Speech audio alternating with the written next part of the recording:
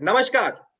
आज 28 जनवरी सन 2022 दिन शुक्रवार, जिला गौतम बुद्ध नगर, तहसील दादरी, विकासखंड बिसरख, शहर नोएडा की पावन भूमि से मैं मन संचालक डॉक्टर अतुल चौधरी अपने वरिष्ठ पत्रकार एवं इंसाइक्लोपीडिया नोएडा से आदरणीय विनोद शर्मा जी के साथ नोएडा खबर .com के तमाम पाठकों, श्रोताओं एवं दर्शकों का खैर मकदम, क्रांतिकारी इस्तकबाल और सलाम पेश करता हूं, जिन्होंने आज अपनी गरिमामयी उपस्थिति से इस सभा को कृतार्थ और अलंकृत किया है। आज जिस विषय पर चर्चा करने हेतु हम सब यहाँ उपस्थित अपने गणमान्य मुख्य अतिथि के साथ उपलब्ध और उपस्थित हैं, उसका विषय है चुनावी बिसात विनोद शर्मा जी के साथ। और आज की हमारी मुख्य अतिथि आज की श्रृंखला के एपिसोड 5 में नोएडा विधानसभा 61 नंबर से कांग्रेस की प्रत्याशी श्रीमती पंखुरी पाठक जी हमारे साथ उपलब्ध हैं। बहुत बहुत स्वागत मैम। तो चलिए इस वार्ता को हम आरंभ करते हैं। Over to you Vinod Sharma ji. बहुत धन्यवाद आपको। धन्यवाद अतुल जी। नमस्कार सबको। और मेरे साथ में आज जुड़ रही हैं पंखुड़ी जी, आपको बहुत बहुत धन्यवाद, आपने समय दिया हमें। और साथ ही अभिनंदन करता हूं। और सबसे पहले मैं अपील करता हूं पूरे क्षेत्र के वोटरों से कि वो 10 फरवरी को अधिक से अधिक संख्या में जाकर मतदान करें, अपने अधिकार का इस्तेमाल करें, ताकि आप लोकतंत्र के उस पर्व को उत्साहपूर्वक मनाएं। इसके साथ हम चर्चा करते हैं नोएडा विधानसभा की। और आज के इस कार्यक्रम में पंखुड़ी जी हमारे साथ जुड़ी हुई हैं।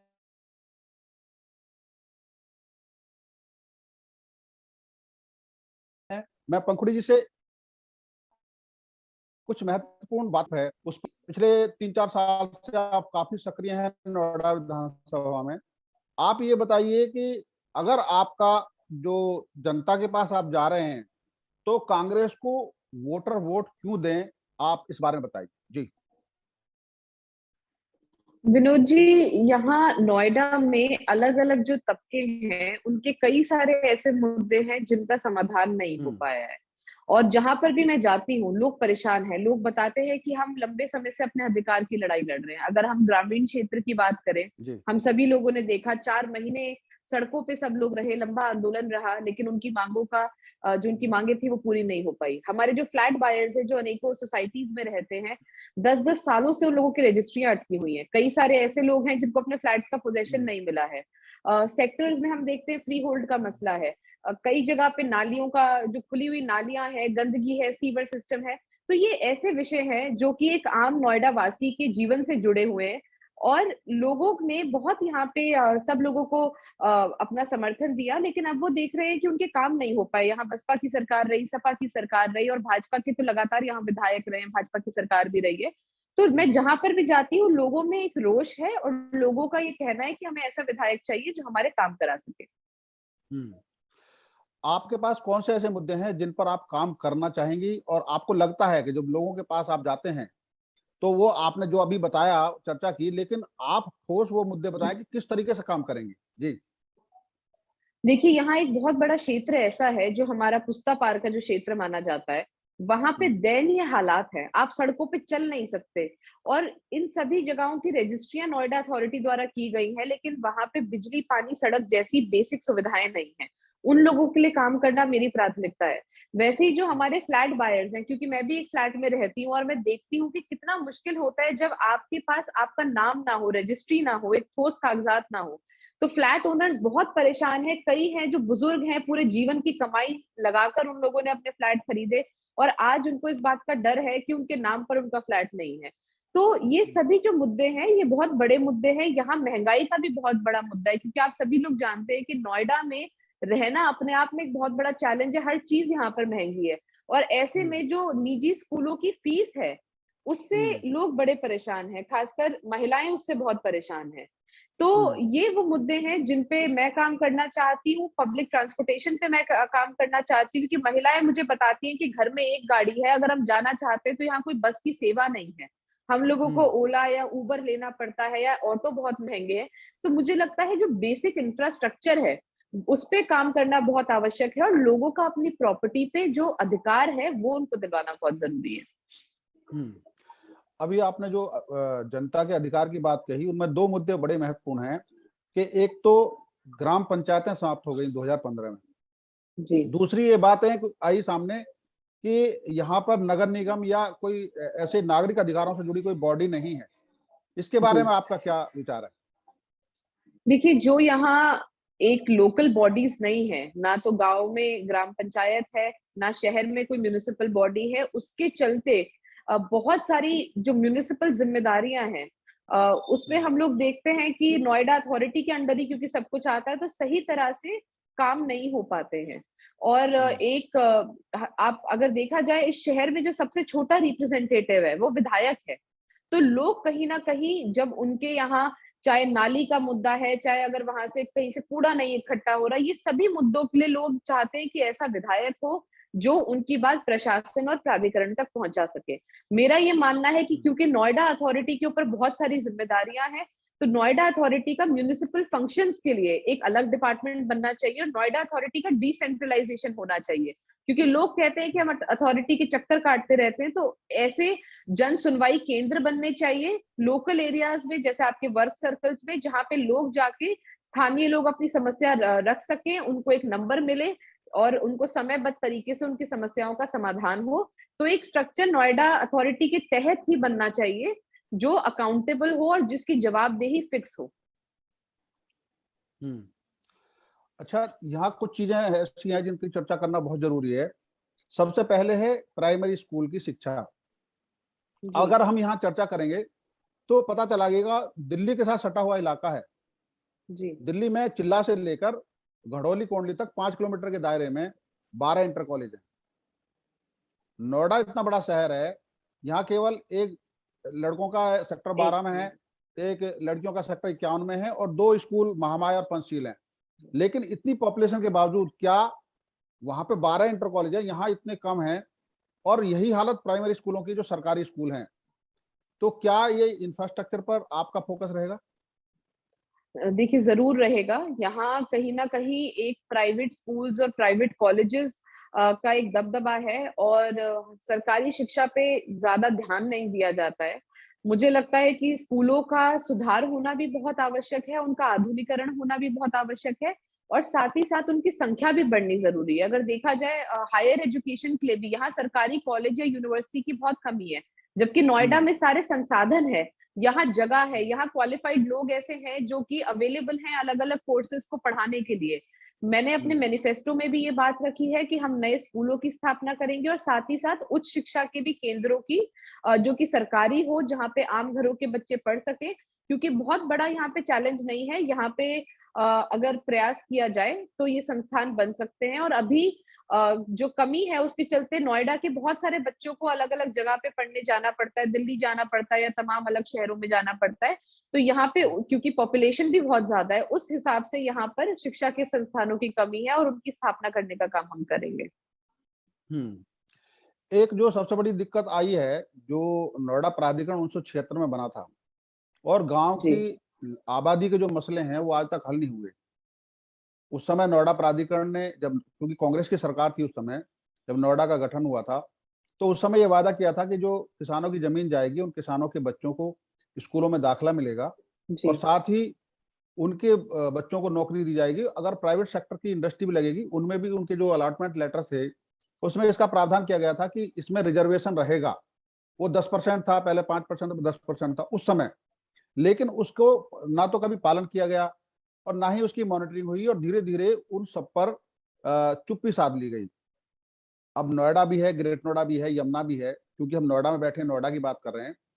तो क्यों नहीं एक एजुकेशन रजिस्टर और एक एम्प्लॉयमेंट रजिस्टर नोएडा प्राधिकरण में या जिला प्रशासन के डीएम की अध्यक्षता में बने और गांव के वो बच्चे जिनके दाखिले नहीं हो पाते हैं स्कूलों में, उनके वहां नाम दर्ज हो और वहां से स्कूल को भेजे जाएं, या जहां वहां से नाम दर्ज हो और एम्प्लॉयमेंट के लिए इंडस्ट्री में भेजे जाएं।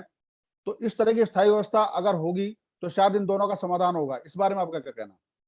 विनोद जी, बहुत अच्छा आपने ये मुद्दा उठाया, क्योंकि ये एक इतनी कॉमन समस्या है। मैं गांव के कई लोगों को देखती हूँ जो अपने बच्चों को प्राइवेट स्कूल में पढ़ाने में सक्षम है, लेकिन एमिटी और डीपीएस और तमाम जो बड़े स्कूल हैं वो गांव का एड्रेस देखकर ही बच्चों को नहीं दाखिला देते हैं।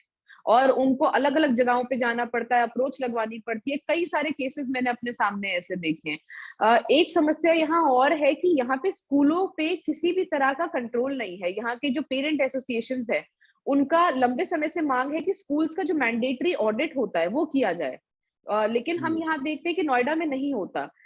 सबसे बड़ी समस्या ये है कि कभी इन मुद्दों पे किसी भी जनप्रतिनिधि ने चर्चा नहीं करी। मैं ये मानती हूँ कि अगर किसी भी जनप्रतिनिधि ने समय से ये मुद्दा उठाया होता, तो कोई बहुत बड़ी समस्या नहीं थी। स्कूलों की रिस्पॉन्सिबिलिटी होती है, स्कूल कोई प्रॉफिट मेकिंग बॉडीज नहीं है। जो स्कूल होते हैं, निजी स्कूल भी हैं, उनको भी सब्सिडाइज्ड रेट पे जमीन और अन्य सुविधाएं मिलती हैं। तो ऐसे उनकी भी एक शहर के लिए और जो इकोनॉमिकली जो वीकर सेक्शंस है उनके लिए जिम्मेदारी है। 25% जो ईडब्ल्यूएस कोटा होता है उसका भी नोएडा के स्कूल पालन नहीं कर रहे हैं।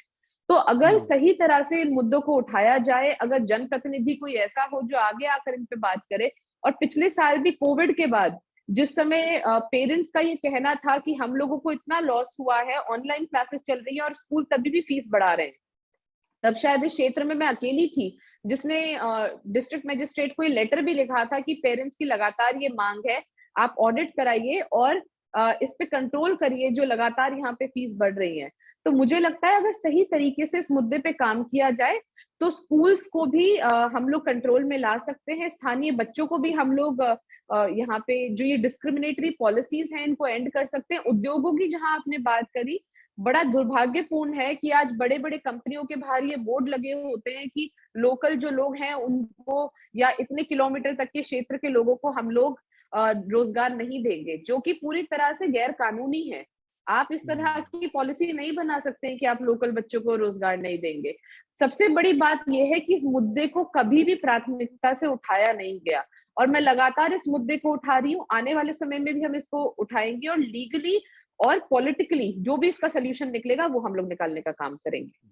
अतुल जी शायद कुछ कहना चाह रहे हैं कि कुछ बच्चे जो ग्रामीण क्षेत्र से निकले वो कहाँ तक पहुंचे हैं, उसके मैंने एक बार दृष्टांत किया था। अतुल जी। पंखुड़ी जी, धन्यवाद। विनोद जी, आपने बहुत अच्छा उदाहरण दिया। मैं इस थोड़ी बात को आगे ले जाता हूँ। पंखुड़ी जी, आज 28 जनवरी का दिन है।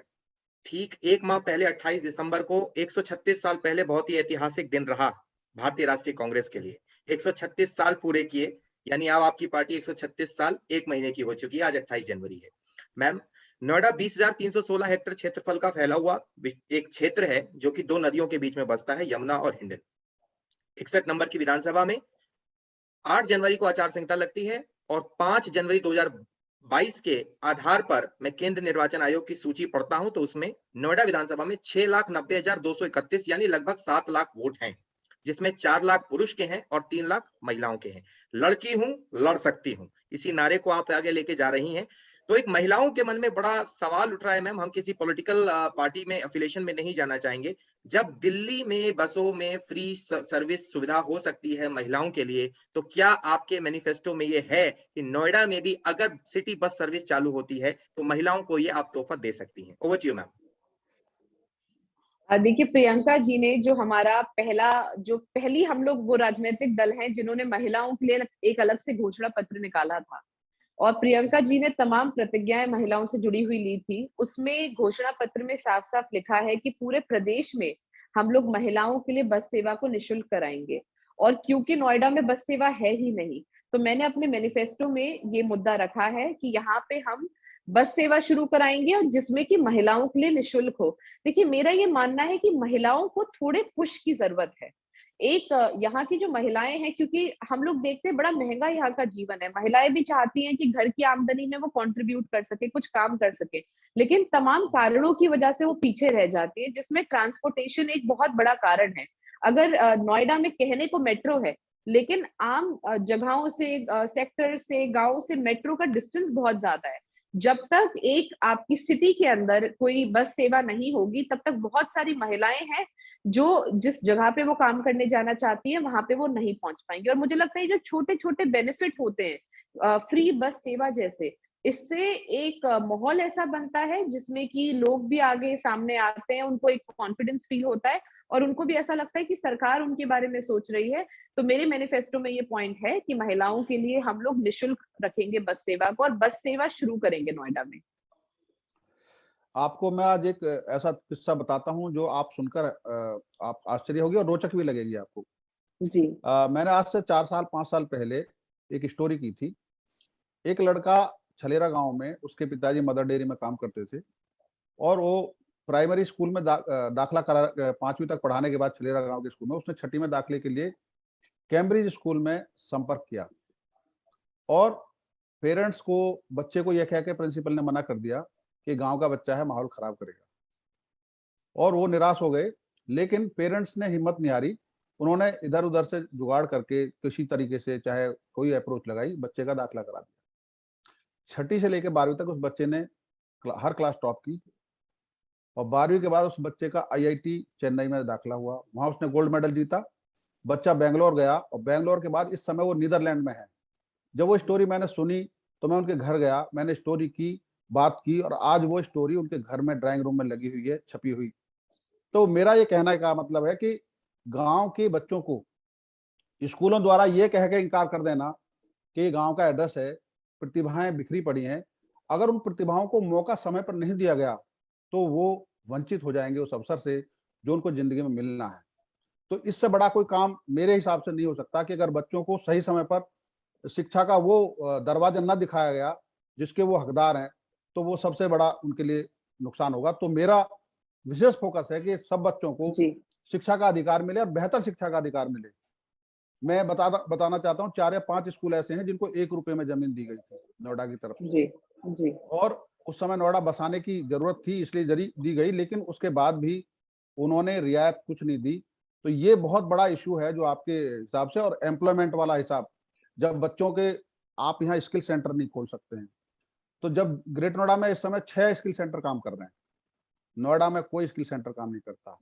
तो जो ट्रेनिंग के लिए बच्चों को अवसर चाहिए, युवाओं को अवसर चाहिए, जितने पढ़े लिखे हैं, जिस तरह की और आज की नई एजुकेशन पॉलिसी में स्किल पर ज़्यादा ध्यान दिया गया है। तो इस पर आपका क्या विचार है?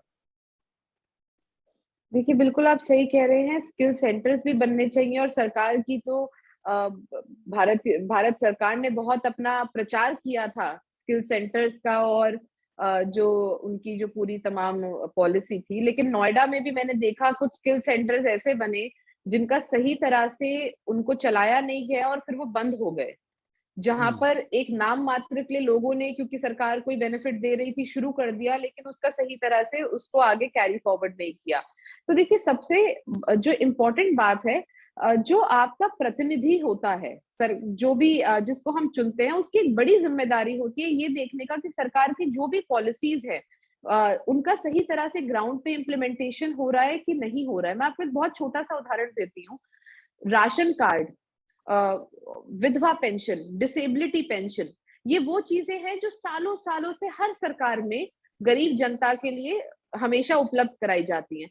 मैं नोएडा में जहाँ पर भी घूमी, हर जगह मुझे ये पता लगा कि कहीं पर भी विधवा पेंशन नहीं बनी हुई है। हम लोगों ने हुँ, प्रयास भी करे, कैंप भी लगाए, लेकिन यहाँ पे सरकार की पॉलिसी कुछ इस तरह की रही। राशन आप देखिए मतलब बहुत बड़े-बड़े दावे सरकार करती है कि हम फ्री में राशन दे रहे हैं।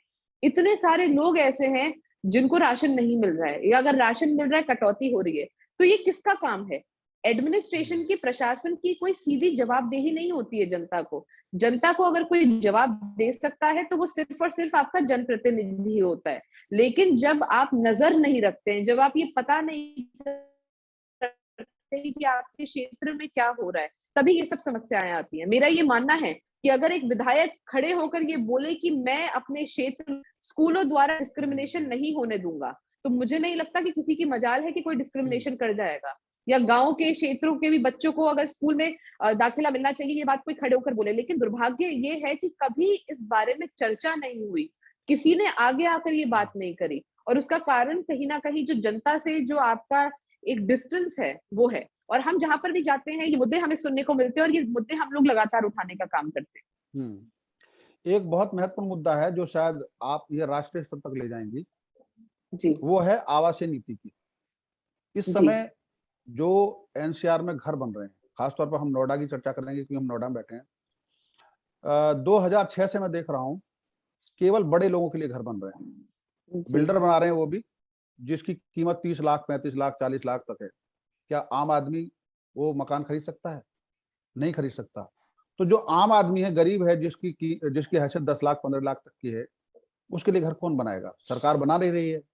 और बिल्डर के लिए कोई प्रावधान नहीं है तो वो ईडब्ल्यूएस या एलआईजी मकान बनाए। तो उनके लिए मकान ना होने की नीति के कारण कॉलोनाइजर्स अपनी कॉलोनी काट रहे हैं, और वो कीमती जमीन जो एक नियोजन का हिस्सा हो सकती है, वो एक अनधिकृत कॉलोनी के रूप में और अनियोजित शहर के रूप में डेवलप हो रही है, जिसका खामियाजा पूरा शहर भुगतता है। जी। इस नीति पर क्यों नहीं विचार किया जाता कि केवल जिस तरह से सरकारें पहले जिम्मेदारी निभाती थी, गरीब वर्ग के लिए मकान खुद बनाती थी और सस्ती कीमत पर बनाती थी, क्योंकि घर जो है वो कारोबार के लिए नहीं है, घर जरूरत है आम आदमी की। तो वो घर को प्राइवेट सेक्टर से मुक्त करके सरकारें प्राइवेट सेक्टर के सहयोग से घर बनाएं, सस्ती कीमत पर बनाएं, ताकि हर लोगों के घर के अधिकार को वंचित ना किया जा सके। आपका क्या कहना है? देखिए, बहुत अच्छा मुद्दा है। और नोएडा जैसे शहरों में क्योंकि यहाँ लगातार जनसंख्या बढ़ती जा रही है और आने वाले समय में और बढ़ेगी, यहाँ पर हाउसिंग एक बहुत बड़ा इशू है। और आपने बिल्कुल सही कहा कि लोग क्योंकि अफोर्ड नहीं कर सकते हैं कि वो बिल्डरों द्वारा बनाए हुए मकान खरीदे, इसके चलते उनको जो कच्ची कॉलोनियां काटी जाती हैं उसमें मकान खरीदना पड़ता है। और यहाँ पे जो नेक्सस है, जो भ्रष्ट तंत्र है, उसके चलते उसकी रजिस्ट्री भी हो जाती है। आप रजिस्ट्री, जो नोएडा प्राधिकरण है वो रजिस्ट्री कर देता है।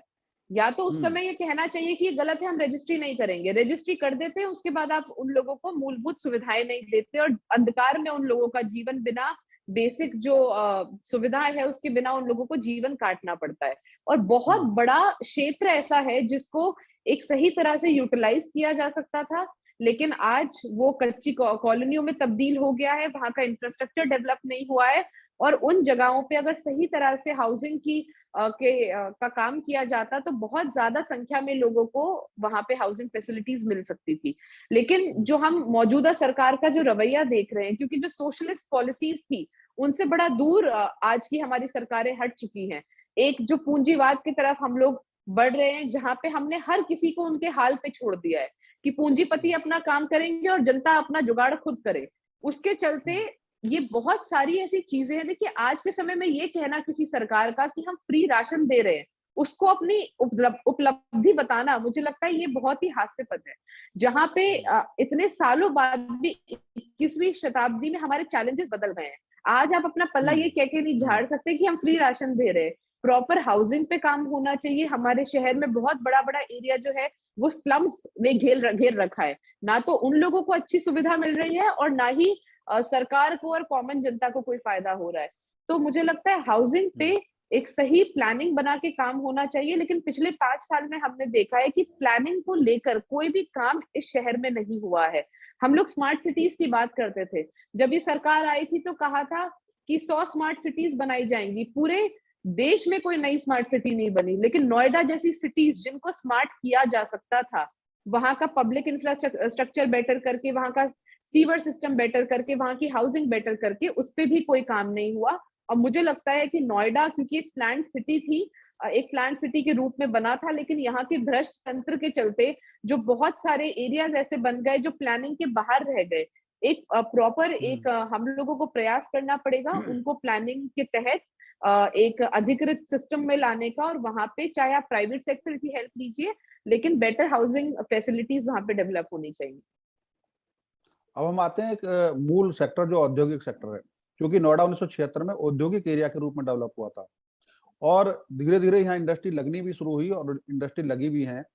लेकिन इंडस्ट्रियल एरिया में उस तरीके से विस्तार नहीं हुआ जिस तरीके से होना चाहिए था। धीरे धीरे इस नोएडा का स्वरूप बदल गया और यहाँ पर बिल्डरों को आवासीय क्षेत्र के लिए जमीन दी गई।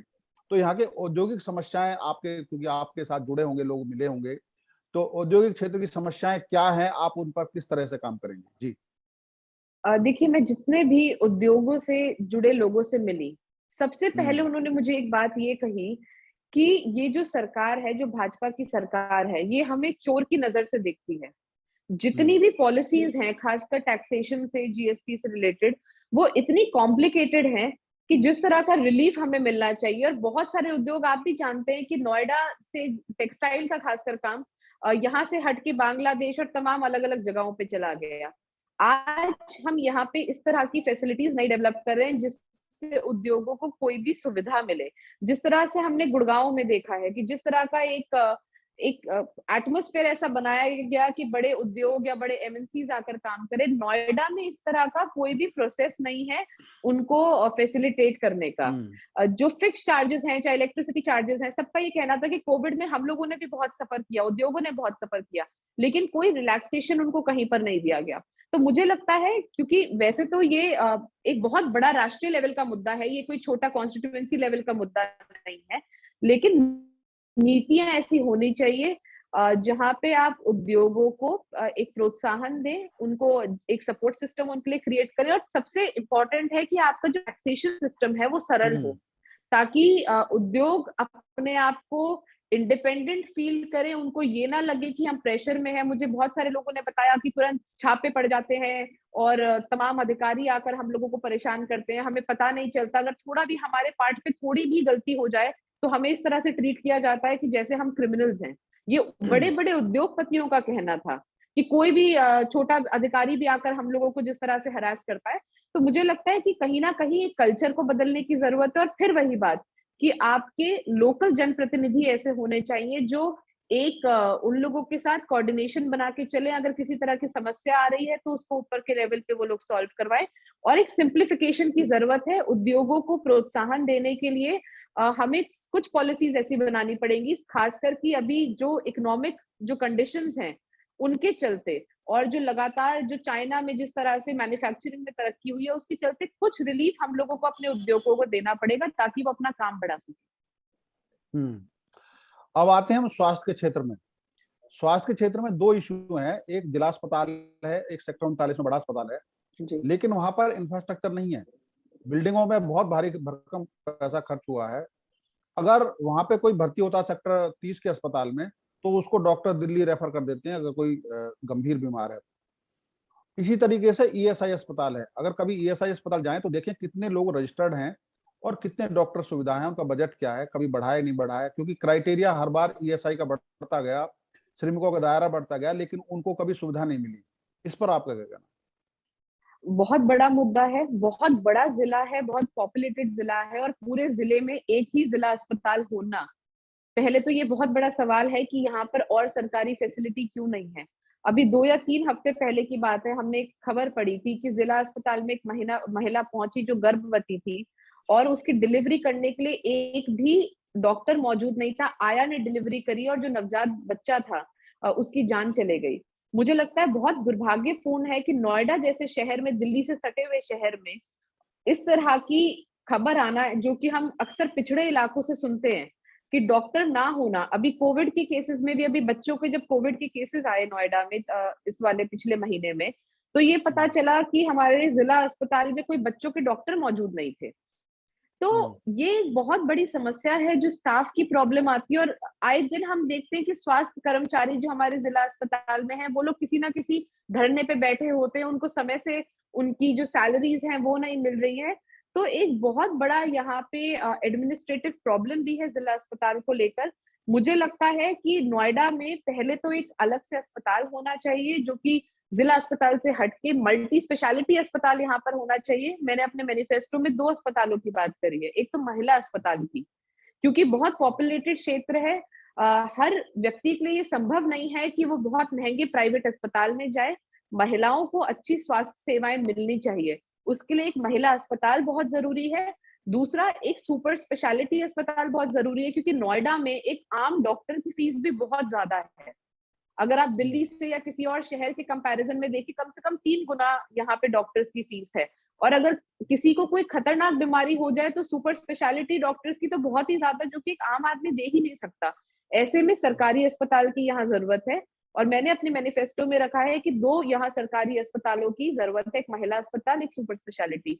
इसके साथ ही साथ जो हमारे पब्लिक हेल्थ सेंटर्स हैं, हम आए दिन देखते हैं उन पे ताला लगा रहता है। अगर पता किया जाए तो पता लगता है कि डॉक्टर साहब किसी सरकारी ड्यूटी पे हैं, कहीं और हैं, वो लोग वहां आते ही नहीं है।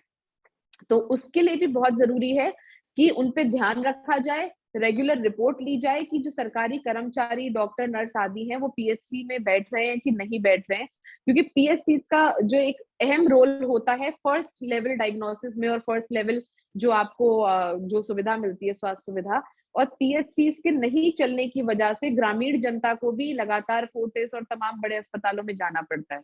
तो पीएचसीज को भी हमें उनकी वर्किंग भी बेटर करने का काम करना है। विनोद जी 4 मिनट। इसकी खास वजह यह है कि क्योंकि आज भी इतना बड़ा शहर होने के बावजूद ये ब्लॉक विसरक के अंतर्गत आता है, जबकि यहाँ पर जो नगर मजिस्ट्रेट बैठते हैं, अभी पुलिस कमिश्नरेट सिस्टम शुरू हो गया, डीएम के जो अधिकार हैं वो आज भी उतने नहीं हो पाए हैं, उनमें भी सुधार की जरूरत है। एक और अभी बड़ा इशू ये है कि आपने देखा होगा कि जो डीटीसी बस चलती थी नोएडा में पहले और आज भी चलती है, लेकिन रोडवेज की बस बंद हो गई, जो नोएडा की सिटी बस बंद हो गई, डीटीसी की बस का कभी रिव्यू नहीं किया गया। अगर हमारे पास सिटी बस नहीं है तो क्या हम डीटीसी बस का रिव्यू नहीं कर सकते हैं? डीटीसी के बस का रिव्यू किया जाए और जो बस रूट चल रहे हैं उनको नए सिरे से एक्सटेंड किया जाए, इस बात पर भी फोकस किया जाए। मेरा ये आपकी जानकारी में लाना, क्योंकि आप चुनाव लड़ रहे हैं जी और जगह जगह जाते हैं, तो ये एक बहुत बड़ा इशू है और इसके बारे में थोड़ा सा अतुल जी भी बताएंगे। जी जी अतुल जी। जी सो जैसे कि समय की निर्धारिता है, हमारे पास मात्र 4 मिनट ही शेष बचे हैं। तो पंकज जी, इसी प्रश्न को मैं थोड़ा और आगे बढ़ाता हूं कि हंसराज कॉलेज से आप पढ़े हुए हैं, डॉक्टर आरती और डॉक्टर केसी पाठक जी की आप सुपुत्री हैं, तो दिल्ली से आप आई हैं, मैं भी वहीं से आया हूं।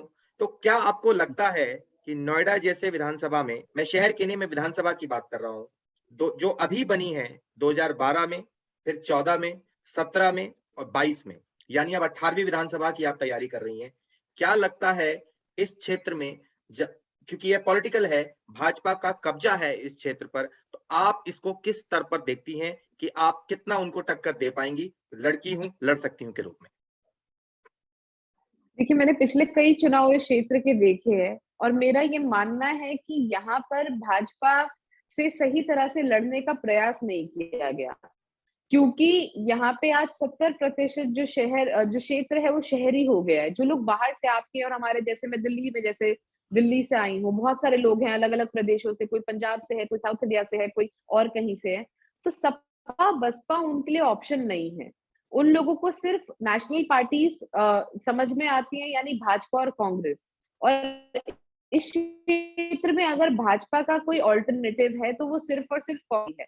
आज जब मैं सोसाइटीज और सेक्टर्स में जाती हूँ तो लोग ये कहते हैं कि हम लोग कांग्रेस को वोट करना चाहते थे, लेकिन पिछली बार गठबंधन में आपका कोई कैंडिडेट नहीं था, या पहले कोई इस तरह से कैंडिडेट चुनाव लड़ा नहीं, इसलिए हम वोट नहीं कर पाए।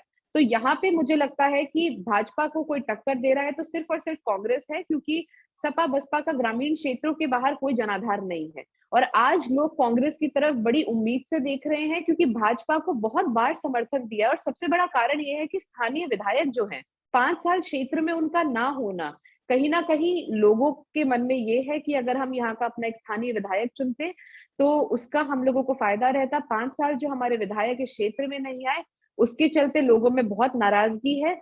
और लड़की हूँ लड़ सकती हूँ जो हमारा अभियान है, उसके तहत जो महिलाओं का जो समर्थन मिल रहा है, मुझे लगता है वो ऐतिहासिक है। कभी इतनी बड़ी संख्या में, और ग्रामीण क्षेत्रों में भी महिलाएं निकल के आती हैं, मुझे अपने घर के अंदर ले जाती हैं और घेर लेती है और कहती है हमारी बात सुनो। तो मुझे लगता है कि महिलाओं में इस बार चुनाव को लेकर बहुत जबरदस्त उत्साह है, जो कि मैं पहली बार देख रही हूँ। मैं कई चुनाव देख चुकी हूँ, लेकिन पहली बार मैं महिलाओं में ये उत्साह देख रही हूँ। अच्छा, मेरा आखिरी सवाल है, अब लास्ट 30 सेकंड्स, आखिरी सवाल है ओके, या 30 सेकंड्स जी, कि अगर आप, क्योंकि आप चुनाव में जा रहे हैं, घोषणा पत्र का पूरा विस्तार तो हम नहीं कह सकते, लेकिन 4 या 5 मुद्दे ऐसे हैं जिस पर आप काम करना चाहेंगी, वो बताइए संक्षिप्त में। देखिए, पहला तो मुद्दा ये है कि जो क्षेत्र ऐसा है जहाँ पे रजिस्ट्रियां हुई है, जो कच्ची कॉलोनियां हैं, वहां पे बिजली पहुंचाना, मूलभूत सुविधाएं पहुंचाना, क्योंकि अंधकार में वो सब लोग रह रहे हैं। दूसरा मुद्दा है जो हमारे ग्रामीण क्षेत्र है, वहां पे जो हम लोगों के घरों पे जो हमारा मालिकाना हक नहीं है, हमारा टाइटल नहीं है प्रॉपर्टी के ऊपर, हमारे नंबर नहीं है मकानों में, तो वो मालिकाना हक दिलवाना। तीसरा, जो सोसाइटीज में हमारे लोग रहते हैं जिनकी पेंडिंग रजिस्ट्रीज है या बिल्डर बायर इश्यूज हैं, उनको रिजॉल्व कराना। और चौथा, यहाँ का पब्लिक इंफ्रास्ट्रक्चर, जो पूरे शहर में खुली नालियां हैं और आए दिन बच्चे, जानवर, सब तरह का हम देखते हैं कि नालों में गिर रहे हैं, नालियां कवर्ड नहीं है, बाउंड्रीज नहीं है, उसको, सीवर सिस्टम को, क्योंकि जो पुराने सेक्टर है यहाँ के, उनमें जल भराव की बहुत बड़ी समस्या है। तो सीवर सिस्टम, यहाँ का बेसिक इंफ्रास्ट्रक्चर, यहाँ की नालियां, यहाँ का ये जो पूरा सिस्टम है, और पानी का इशू, क्योंकि टीडीएस की बहुत बड़ी समस्या है, तो पानी का इशू भी रिजॉल्व कराना है, वाटर सप्लाई सिस्टम को बेहतर करना, बेसिकली पब्लिक इंफ्रास्ट्रक्चर मेरे लिए एक प्राथमिकता है। बहुत धन्यवाद। बहुत आपने पूरी विस्तार से पूरे नोएडा विधानसभा क्षेत्र की जानकारी दी है। और चलते चलते एक अपील हम फिर करते रहेंगे कि नोएडा विधानसभा के साथ साथ सभी विधानसभा में जहां भी चुनाव हो रहा है 10 फरवरी को अधिक से अधिक लोग मतदान करें। और इसके साथ में जो आपने मुद्दे उठाए, हमें उम्मीद है कि चुनाव के बाद भी उन मुद्दों पर हम बैठ के आपके साथ ऐसे ही कार्यक्रम में चर्चा करेंगे और कोशिश करेंगे कि उनको ड्राफ्ट बनवाकर और सरकार से नीतियां लागू कराकर हम जी आगे बढ़ते चलें ताकि जनता का फायदा हो। अतुल जी। जी बिल्कुल सही विनोद जी। और पंखुड़ी मैम, एक क्लोजिंग स्टेटमेंट आपसे मैं चाहूंगा।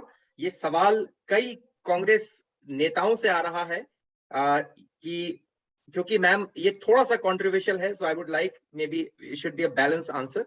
क्योंकि मैम इस क्षेत्र में कई लोग कई सालों से मेहनत कर रहे थे, मेरा इशारा आप समझ रही हैं, और एक नया चेहरा आता है, तो कैसे आप पुराने वर्कर्स को, कांग्रेस सेवा दल हो चाहे और, उनको साथ ले, उनको आप चलेंगी, ये कैसे आप आश्वासन देती हैं जनता को भी और अपने कांग्रेस वर्कर्स को? 30 सेकंड्स में क्लोजिंग स्टेटमेंट।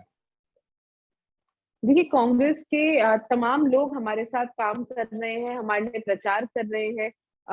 हर चुनाव में होता है और हर दल में होता है कि अनेकों लोग टिकट मांगते हैं, लेकिन पार्टी बहुत सोच समझ के और अपना निर्णय लेती है। और हमारे यहाँ 40% क्योंकि महिलाओं को भी हमने इस बार हिस्सेदारी दी है, और पार्टी ने अनेकों सर्वे कराए, उसमें जो नाम निकल कर आया उसके आधार पे सभी जगह पे टिकट दिए गए हैं। जितने भी हमारे कांग्रेस के साथी हैं वो लगातार हम लोगों के साथ काम कर रहे हैं, और मेरी तरफ से मेरे दरवाजे हमेशा खुले हैं, चाहे कोई व्यक्ति कांग्रेस का हो चाहे किसी भी पार्टी का हो, जो भी आगे आकर मदद करना चाहे, जो किसी भी दल का ना हो, उसके लिए भी दरवाजे खुले हैं। और मैं मन में द्वेष रखने वाले या किसी के प्रति कोई गलत चीज धारणा रखने वाले लोगों में से नहीं हूँ, तो मैं हमेशा जो भी आना चाहे, मदद कराना चाहे, वो वेलकम है। Thank you so much ma'am for giving your auspicious time. और बहुत ही सही बात कही है कि गांव, गरीब, किसान, निर्धन, निर्दल, उपेक्षित, उपासित, पीड़ित, प्रताड़ित, शोषित, वंचित, दलित और पिछड़े लोगों की बात करनी है, क्योंकि बाहरों के आगे जाना है तो केवल चांद तारों की बात करनी है, और समुद्र के पार जाना है तो सिर्फ किनारों की बात करनी है। बहुत बहुत धन्यवाद पंखुड़ी मैम, बहुत बहुत धन्यवाद। प्लेजर बहुत टॉकिंग बहुत टू यू। धन्यवाद आपका बहुत पंखुड़ी जी, धन्यवाद। आपने सहयोग दिया, थैंक टाइम यू। दिया। बहुत बहुत धन्यवाद। Thank you very much. Best of luck for your elections ma'am. धन्यवाद। Thank you so much.